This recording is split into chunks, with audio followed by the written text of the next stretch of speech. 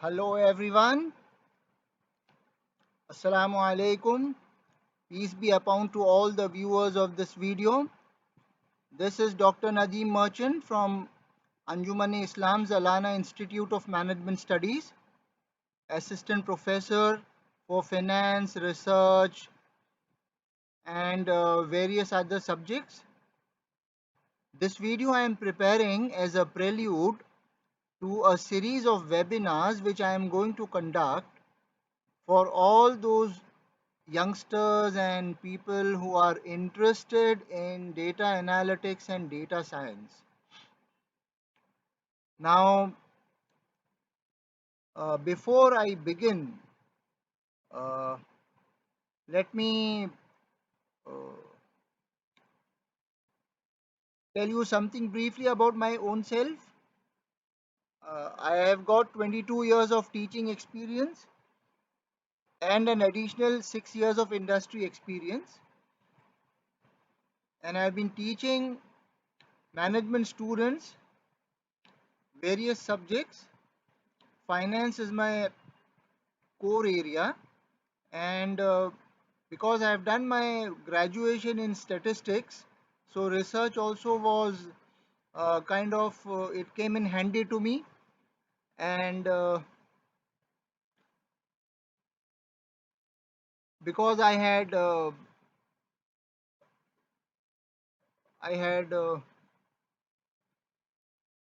specialized in finance and marketing both. It was kind of a dual specialization. Uh, while doing my MBA from Aligarh Muslim University, so this was something which also helped me in getting a holistic view of management subjects, because I am not in favor of too much of specialization.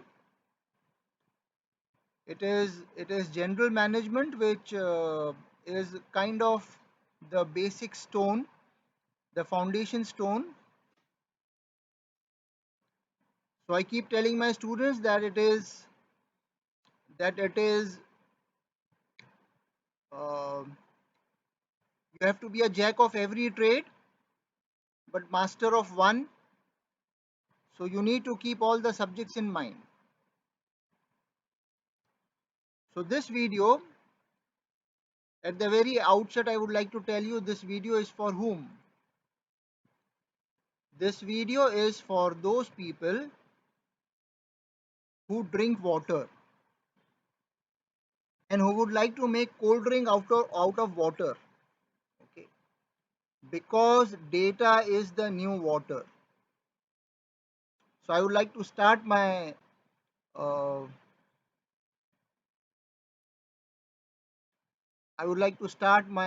presentation with this punchline. We can say data is the new water. But in the middle of an ocean, as someone has rightly said, water, water everywhere, but not a drop to drink. So what if we have data everywhere, but where is the missing link? Are we making use of this data? So we can always think of getting ourselves getting ourselves an additional hands-on kind of ability to analyze data and glean meaningful information out of it. So this is what is this video for, and I hope you all will benefit from this. And in the end, I will I will also send you uh, the email, and you can provide me with your valuable feedback. So moving forward, this analysis will start from understanding that data is getting generated. Tons and tons of data is getting generated from organizations, say for example hospitals, from public domain we have data coming in, we have government data, we and all this data getting stored on international servers and networks, and then to the cloud, and then from the cloud and back. And this data, we can think of a single transaction from someone's mobile handset. A payment transaction generates 113 variables in the background. So data is getting generated. Can we do something about this data is the question. So before we proceed, let me tell you all that when we talk about data, a term which I have coined is intentional data and unintentional data. Unintentional data is the data that is automatically getting generated in this digital age. We don't have to do anything because of digitization. Data is itself getting generated in yottabytes and zettabytes, and as someone has rightly said, whatever data has been generated for the past 50 years till say 1990s is getting generated every day in today's digitized world. So this data, but we term it as unintentional data, that we don't have any intention for collecting this data. It is getting generated by just by virtue of digitization. But this is the data that data scientists are looking at. Okay. So data science is all about tapping into data mining of this unintentional data, huge, humongous data. Okay. So data science is all about. And then we have intentional data, that is, you collect data with an intention of, with an intention, with an objective in mind, like researchers do, they carry out surveys. That is intentional data. The domain of the focus of intentional data is data analytics focuses on intentional data, also known as small data. And this unintentional data is the focus of data scientists, which and also known as big data. Another thing to keep in mind is that every data every data is domain specific. Okay. So it has a domain, it has a specialized area. So we have business data. Okay. Similarly, we have data getting generated from hospitals, so we have health data. Okay. So every data is domain specific, and in order to get something useful out of that data, you should have the domain expertise first. So the first thing that is required is domain expertise. Okay. Unless and until we have domain expertise, the data analysis will not be that productive for a person. Okay. The second thing that is required is knowledge of maths and statistics, basic knowledge of maths and statistics. Then we need to have the software tools. Okay. Tools. Okay. So we have software tools, we have the basic knowledge of maths and stats, and we have the relevant computer hardware and software, and a little bit of software development, and a traditional research approach.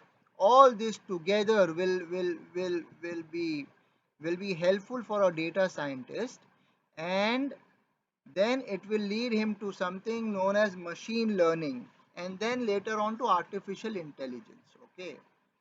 So this is what we are trying to tap, and in this small video I will be only sticking to a very specific area, and I will tell you that. So the thing is that This unintentional data which is getting generated and which is the focus of data scientists, big data, okay, it does not mean that it is all available on a platter for every person to start analyzing. It does not mean that. Just because the data is getting generated, it does not mean that it can be analyzed, because there are security concerns. This data is getting generated, but it is covered by firewalls, end-to-end encryption, and it is kind of the data is moving to and forth, but it is in silos. Okay, so it does not mean that this data is available on a platter for everyone to dive into and generate and start his own data mining. Okay. Why? Because we have a concern of data privacy and information security. Okay. So the challenge of data privacy is to utilize data while protecting an individual's privacy preferences, okay, and their personally identifiable information. The fields of computer security, data security, and information security design and utilize software, hardware, and human resources to address this issue. So this is the first issue that you need to keep in mind before a data scientist can start analyzing. Here it is reflected in a person's tweet that internet privacy issues remain paramount in the public's mind, regardless of how good the encryption may be. Users are becoming more comfortable with the shopping and banking online, but still, there's a sense that you don't really know who's watching. Someone could be swiping your passwords or user IDs. This is not an old concern, it is something still relevant in today's world. Someone else is saying, I did my taxes online recently and had to think twice. Was this something I really wanted to do? I crossed my fingers and took the plunge. It's a reputable software company, so I assume they stand behind their service when they say it's secure. Okay. Still, I don't always get the warm and fuzzies when send that personal information online. So this is a concern which people are looking at. Another concern is with respect to government data. So the government is preparing and has already prepared a complete protection framework. So the government is asking for feedback on draft personal data protection bill. So this data protection committee report has been tabled, personal data protection bill 2018. Then this committee was constituted to deliberate on data protection framework for India. Then white paper on data protection framework for India, public comments invited. So government of course is a very sensible, a very sensitive uh, storehouse. It is a storehouse of sensitive information. So confidentiality is of prime importance. So is the confidentiality of all other data generating entities. Okay. So what I want to tell you all is that just because data is tons and tons of data is getting generated, it does not mean that it is there on a platter, on a plate for everyone to analyze. But still, the flip side of it, the bright side of it is that a world of opportunities are opening up, because the internet is has become the new necessity, and with the internet it is data flowing around. So this graph tells us about the number of devices which were connected to the internet. So the blue color is the Internet of Things, and the number of devices connected to IoT, then television sets, tablets, smartphones. The red color signifies number of smartphones in 2014, and the green color denotes PCs. So IoT, 5,400 devices connected to IoT in the year 2014, and by 2020, 30,000 different devices would be connected to IoT. Okay, and 2,000, 5,000, and this figure is in million. Okay, so million, number of devices in millions, right? Which will be getting connected. So 5,000 million PCs will be getting connected to IoT. 6,000 million smartphones will be getting connected. 5,500 tablets would be getting connected. 3,300 million TVs would be getting connected. So we see the jump, right? So there is a lot of a sea of opportunities opening up, and which is ultimately leading to a boost in productivity. Okay, so we have all these super useful tech gadgets that will boost our productivity and reduce our day-to-day tech stress levels. Okay, so these are some of the news which tell us that if we become kind of interested and take the plunge in using these technologies, it will ultimately lead to a boost in our productivity.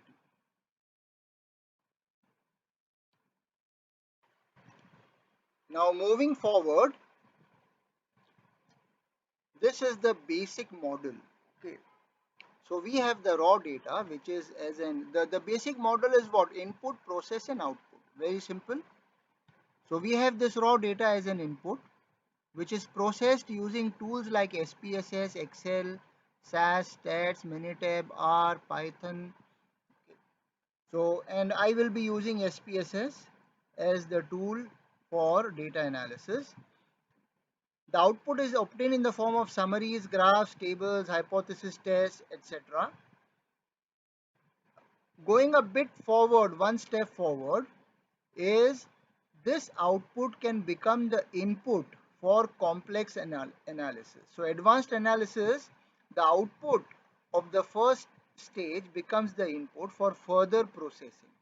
So there is further processing which takes place, and then you get a very complex output. Okay, and this cycle can repeat itself, and this is kind of the basic cycle which which kind of uh, which kind of describes the basic flow in machine learning. Okay, so this is the basic flow chart. Now before we think about big data, let us start with small data first. Okay, so small data will lead us to big data. What is small data? So small data is, this is from Wikipedia. Small data is data that is small enough for human comprehension. It is data in a volume and format that makes it accessible, informative, and actionable. So actionable is the word. So small data is more actionable. Taking an action on the basis of small data is easier and quick. So small data comparison and analogy goes like this: one apple fall on Isaac Newton's head, not 10, not thousands. Okay, so it is small data that leads the way to big data. The term big data is about machines, and small data is about people.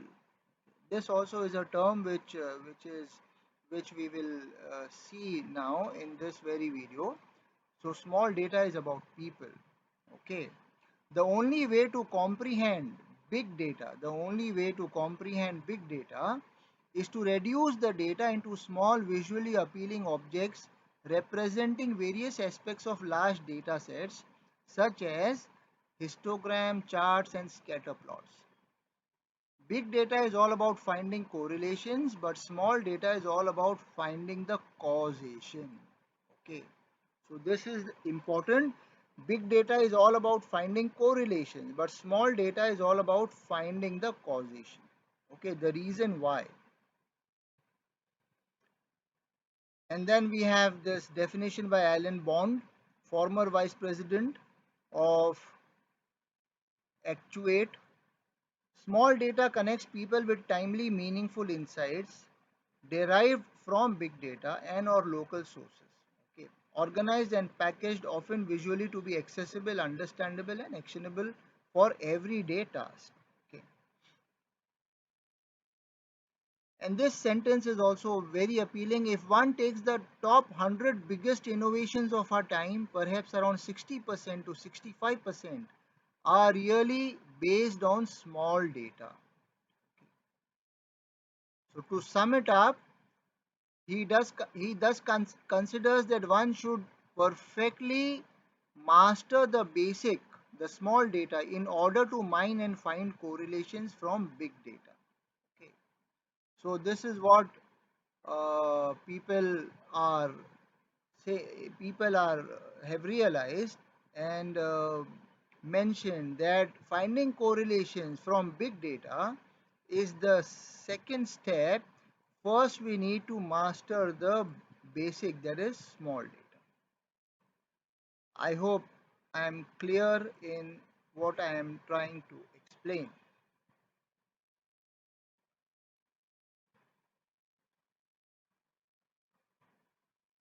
Now what is data and what is contained in that data?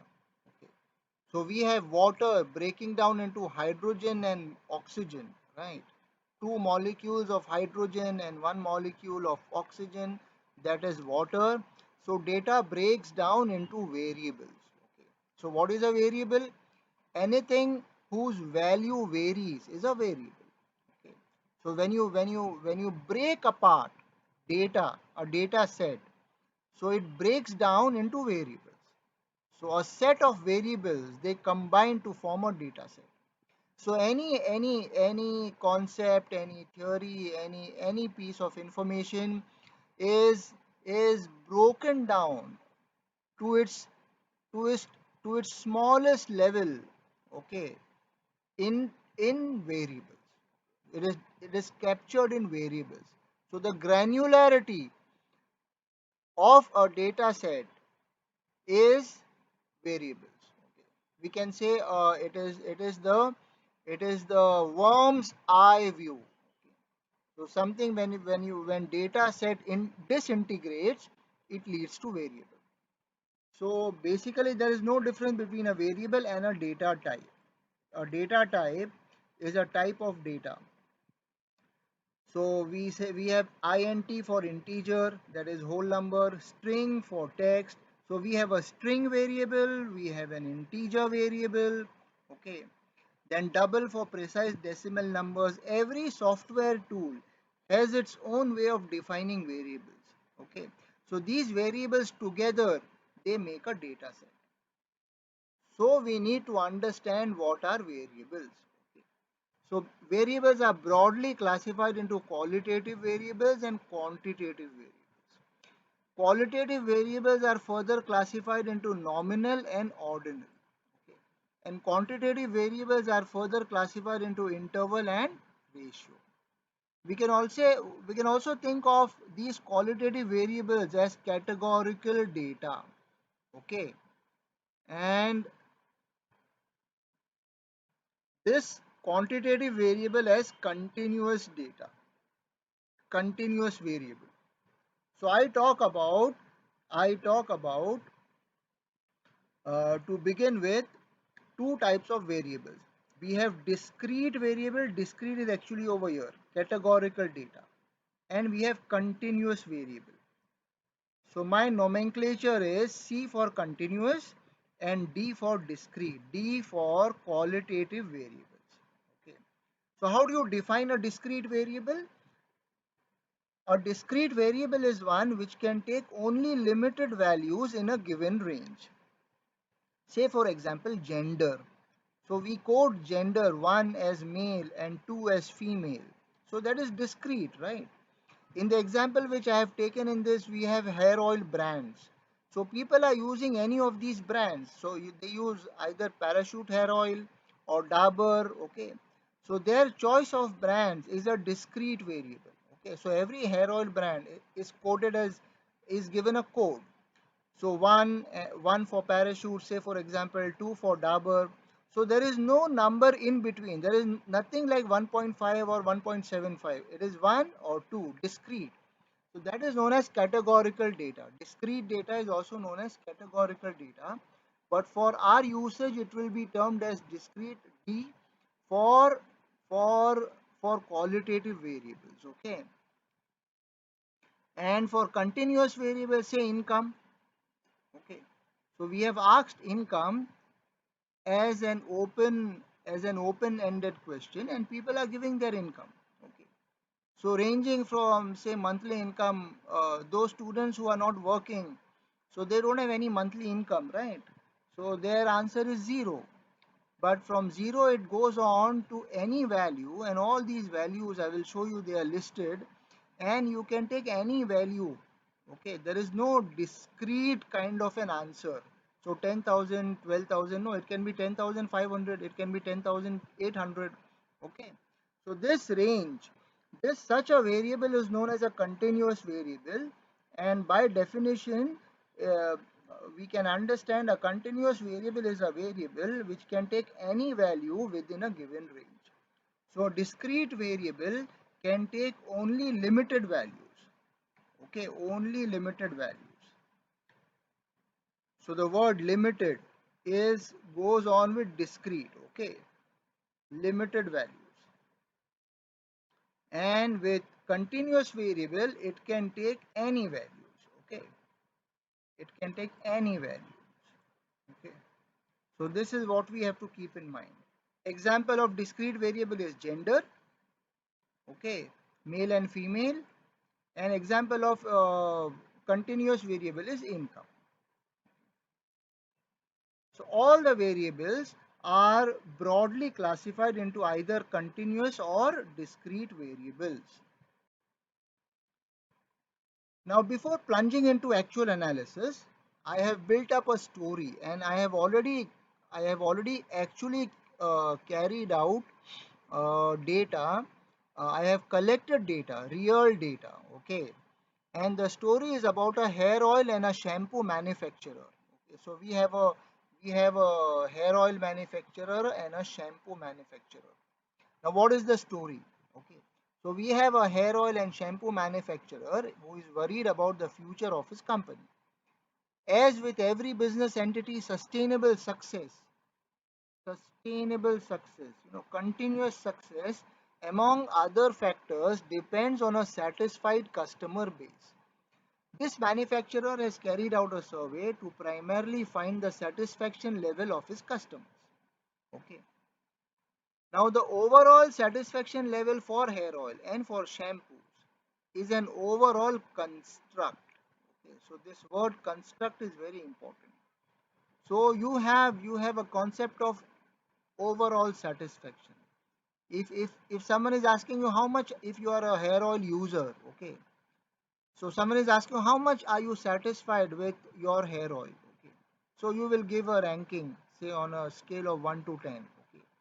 But internally, if I break up that construct, okay, say into satisfaction with respect to the effectiveness of the hair oil or the shampoo in providing one, long hair, two, strong hair, three, treatment of dandruff, and four, stopping hair loss. Okay.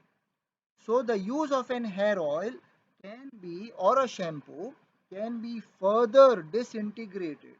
So this becomes one, these are four different types of variables. Okay.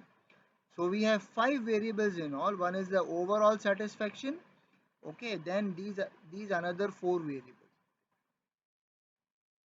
Now what does this hair oil manufacturer he wants to know whether overall satisfaction level is age dependent. That means elderly people use this brand of hair oil or youngsters. Okay. So among the users, what is the age? Okay. I have also taken whether overall satisfaction level is income dependent. Income, the satisfaction level is in related to income. Okay. Then I will show you all what we are talking about in more precisely. Then he also wants to know that overall satisfaction level is gender dependent. Okay, so we will be using the T test. So which test to use under what circumstances is what we will be covering in the following webinars. Okay, so before understanding, you need to absorb, you need to understand this story. Okay, this is a real example, and you need to just absorb this story, and then of course the data is real, and then we dive into analysis.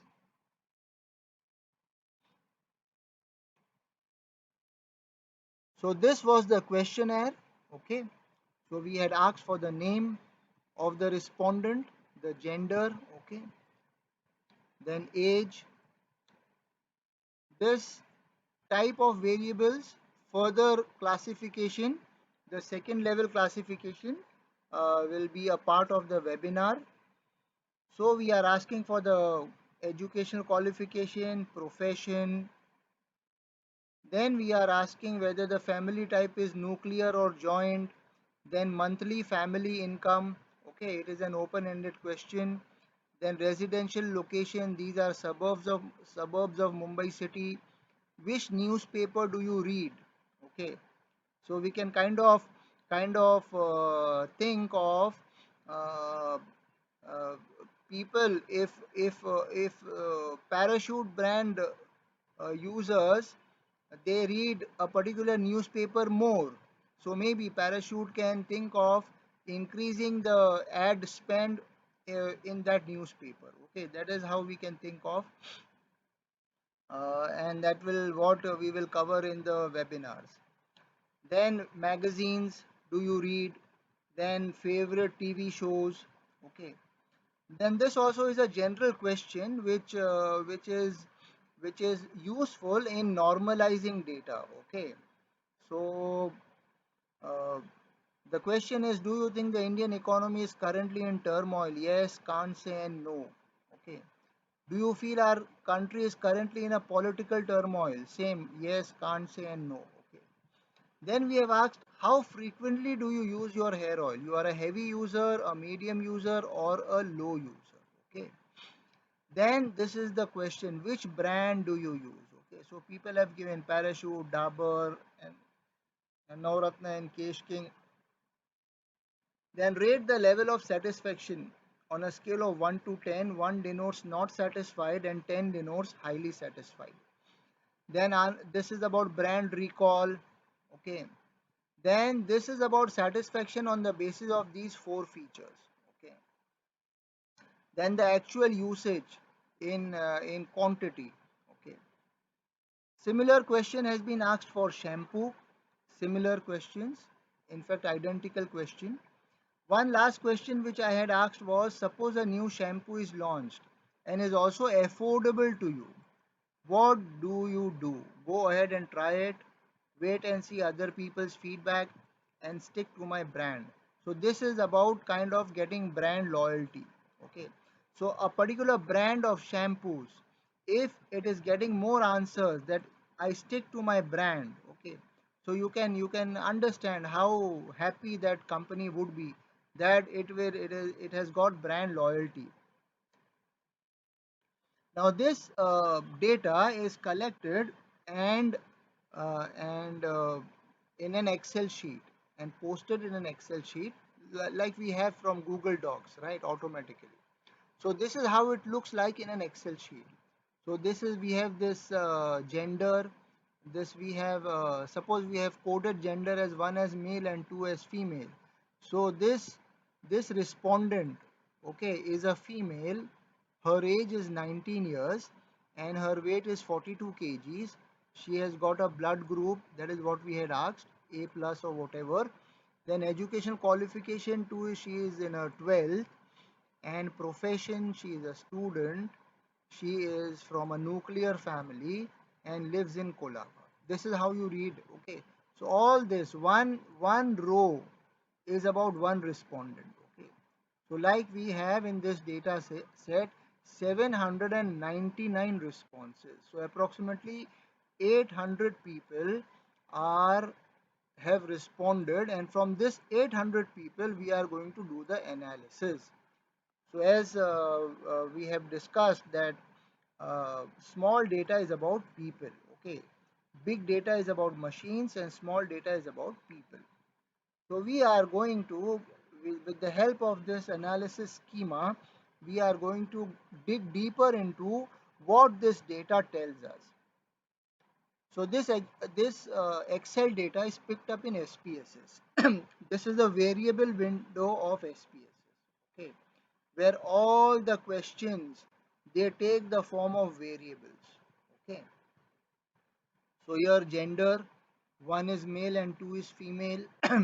Age, then weight, blood group, educational qualification, one is SSC and and below, something like that. Then we have a profession, one is government service. Then we have family, nuclear, one is coded as nuclear. These are all nominal data. Okay, so this is where you describe your data. Then we have monthly income. Okay, it is open ended, so it does not have a category or code. And then we have this hair oil brand, okay. So one, code number one stands for Bajaj Almond. So this is the data which we have picked up in SPSS, and this is the variable view, and this is the data view, okay. So say on serial number 63 we have this person. This is the SPSS interface. We have this respondent number 63. He is a male, aged 32 years, weight 56 kgs, blood group, whatever, education qualification, graduation, profession is government servant. We will look into all this. Then family, again nuclear, monthly income is 25,000 rupees. So this is the monthly income. As we see, it is an open-ended question. People have given all sorts of answers, right? And this is what we mean by continuous data, okay. Age is also continuous, gender is discrete. Now moving forward, for this particular video I have taken a very simple question and I have named it as the $1,000,000 question. Now, which brand has to worry about the income stability of its customers? What does it mean? Whether the mean income of its customers is high or low. Okay. If a particular brand's mean income is high, so that means the income stability is good. Okay. This accounts for a bivariate analysis. Why? Because we have brand and we have income. Okay. So if the income, the mean income, here it will be a mean income. Okay. So every brand user will not have the same income as we see over here. Okay, the usage, um, and if you go further to the right, there is the question. They have answered the question which brand they are using. Okay, so in the SPSS file, you will have everything which I'll be covering in my webinar later on. So this will help the brand to forecast the absorption capacity in case of a price rise. So if the particular brand has got high income people, their mean income is high, it can think of a price rise. But we have males and females using a particular brand. So the next question is, what is the gender distribution within the income distribution? So now what we have brand, okay, then we have gender, and then we have income. So this is what we mean by a trivariate analysis. So this is the approach around which I will be building my webinars. Okay. So you do an analysis. You start with univariate, then go on to bivariate, and then you take up a trivariate analysis, and then later on multivariate analysis.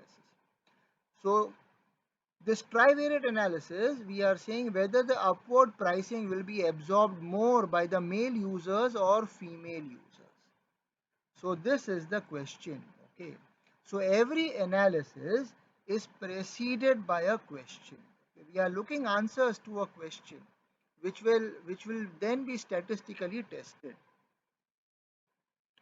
Carrying forward, so we have a univariate analysis first. Okay. Now this univariate, one variable can be either a continuous variable, okay, univariate continuous monthly income, or it can be a discrete variable, say univariate discrete and brand. Okay. So in case of a continuous variable, we will get a histogram. Okay, we will get a kind of a distribution, and in case of a brand, we will get a bar graph, right? So we will get a bar graph, right?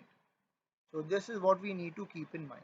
Okay, in case of continuous, it is a histogram. Okay, a distribution, a continuous distribution. The distribution can be of any shape, right? And in case of a discrete variable, it will be a bar graph. Now the first analysis I have carried out is about monthly income. Monthly income is being continuous. So on the data set, we have we have n is equal to 747. That means out of out of 799, 747 have replied, and the rest are missing. Okay, and the mean monthly income is 5,72,161. But what does the histogram tell us? It tells us that majority of the people, they belong to the low income group. Okay, so we have this distribution, right? And very few people, they belong to the high income group. So here we have a scale 10 lakhs, 20 lakhs, 30 lakhs, okay, 40 lakhs. There is a small tip over here also. Okay. So this is kind of a positively skewed distribution, okay, with many values in the lower end, okay, and very few values in the upper end. And this is the law of nature, as we can say. 80% of the resources of this world is in the hands of 10% of the people. Okay. So very few people, they are commanding most of the income, higher income, very few people, and the majority, the mass. Okay, see, we see over here 600 out of 747, they belong to this small kind of a income group. Okay. Now if you really want to get a feel of it, so what we do, we check out this group. Okay, these are kind of outliers, so we check them out, and we say, okay, we want people only in this. Okay, and this will comprise our data set. Okay, so what do we do with the help of percentiles, right? Yeah, if you look at this histogram in the form of a box plot. So this box plot, okay, is getting cornered, right, because of these outliers. So case number 784 and case number 201, they have got a very high income, right? Say around 35, 40 lakhs, between 30 and 40, maybe 38 lakhs or whatever. So they exactly will be even less. So these two cases are outliers. Again, these are outliers, right? When most of the income is lying over here, right? So we have these outliers. So we will see.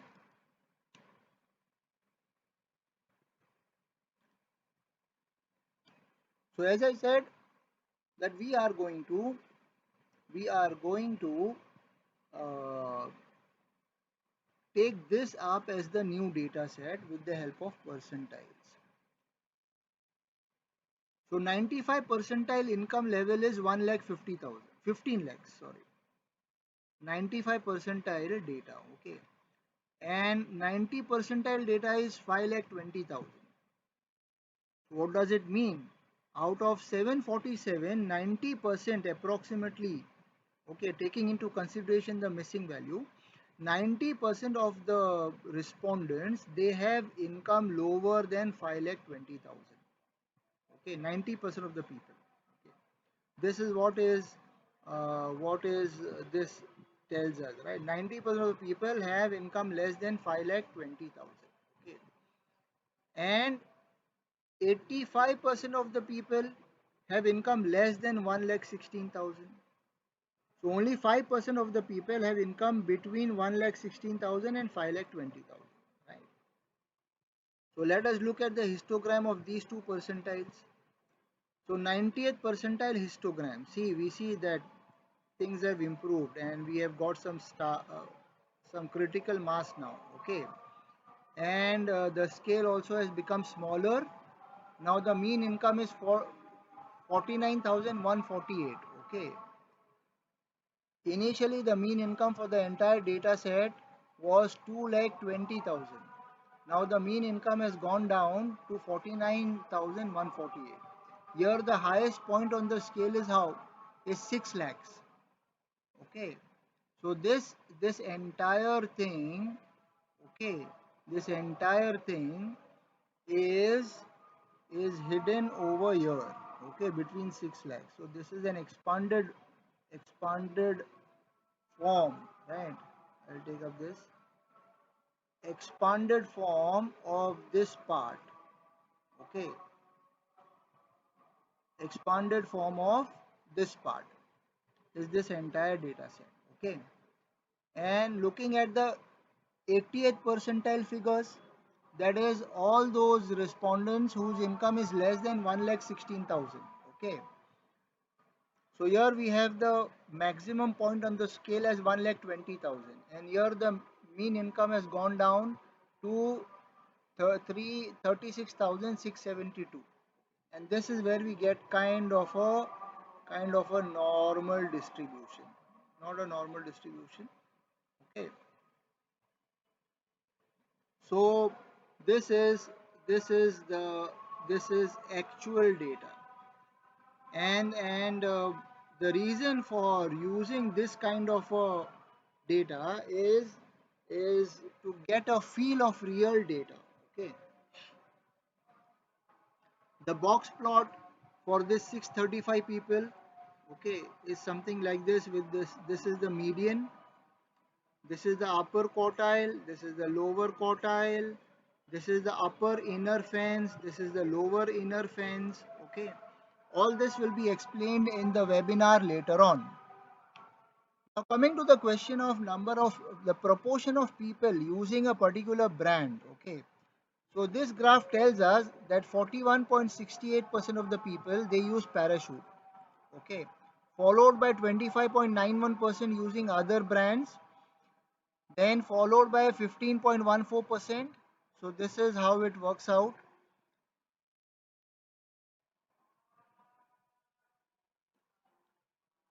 Then Dabur, then Navratna and Kesh King and Dabur. So we see that Dabur, as far as this particular data set is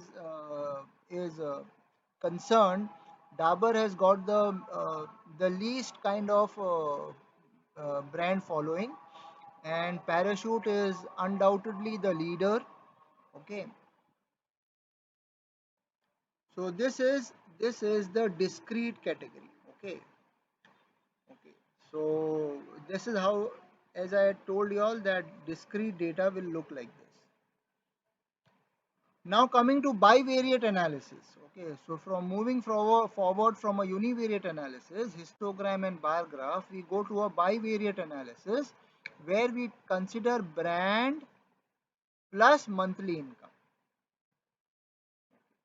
So rather than looking at brand monthly income separately and brand separately, we combine these two variables and we do a bivariate analysis. Okay. So what is the average monthly income of a particular brand?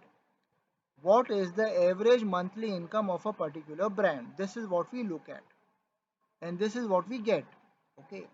So the parachutes users average monthly income is 3,42,441. This is on the full data set. Okay. Then we have Navratna and Kesh King's uh, mean income as 2,11,000, followed by Dabur 1,59,000. So even though Dabur users are less, but their mean income is is is quite satisfactory. Then followed by Bajaj Almond. So here we see that we get a profile of the monthly income, the average monthly income, the mean we can say, the mean monthly income of these brand users. This analysis will give us will give us an idea about that absorption. Okay, so if Parachute wants to increase its prices, it will get kind of a support because the people with an average higher income, they are the users, whereas if others, if they try to increase their prices, they will not be able to sustain it. Okay, this is how we look at it. So when we present this in a descending order, so we have Parachute. It does not have to worry about a price rise because the mean income is quite satisfactory, and Bajaj Almond has to worry because its mean income is on the lower side, the mean income of its users. Digging deeper, if you look at the distribution of income separately for every brand, so this is what we get. Like it reflects the overall for Bajaj Almond. Okay, the mean income, the same mean income, and this is the distribution. So Bajaj Almond, we have 117 use respondents. Okay, and Parachute 309, 24 missing, Dabur 38. This is the number of people, and this is the income distribution. This is the income distribution of these four brands: Navratna and Kesh King, Parachute. We see all these income distribution are skewed. Okay, nowhere they are normal, right?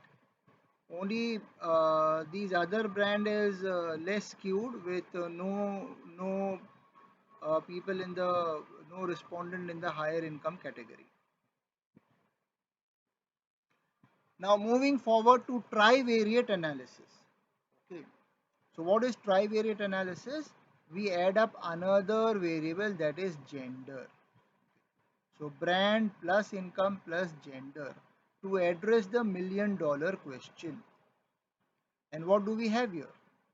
So here we have a brand on the x-axis, okay, the mean income on the y-axis, clustered for different gender. So the blue stands for male and the red stands for female. So what does it tell us? So for Bajaj Almond, the gender distribution have a mean income which is approximately similar to each other. Okay. So the mean income of females is equal to the mean income of males.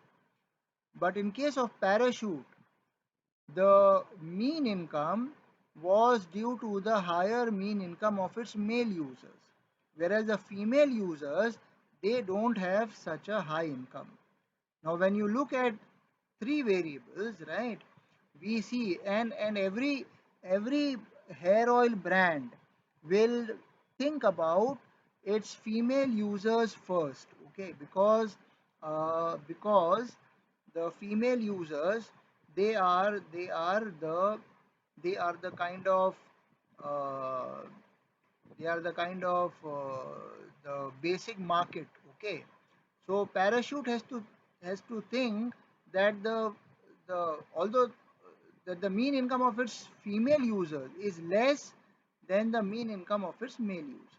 Okay, Now, this is something which, although compared to other female users from other brands, Parachute is still higher, but still, when it when it thinks about a price rise, this factor, this difference will go against it. Okay, so this is so you get what? You get an additional piece of information when you do a tривariate analysis. Okay, so this is how you go about analyzing a small data set. So here you get your answer. Okay, so which brand has to worry about the income stability? Parachute, no worries. Okay, because its customers' income is high. But what is the gender distribution within the income distribution? Whether the upward pricing will be absorbed? Here, Parachute has to worry because the income of its female users is less. So this is how you ask a question and get it answered. Okay. Similarly, we can do for age. This is the age distribution. Okay. Then this is the means plot and one way ANOVA on age with Bajaj Almond. So we see that Bajaj Almond users are a bit elderly compared to others. The mean age is 27 years, but it is statistically not significant. The the uh, box plot for age and similarly trivariate analysis with age. Okay, so we see that there is not much difference uh, in the age of the males and females, right? So we with this I end up this video, and this is what we need to understand. We have a hair oil and shampoo data file, 32 variables, 16 are discrete and 16 are continuous. I have taken example with only 3 variables.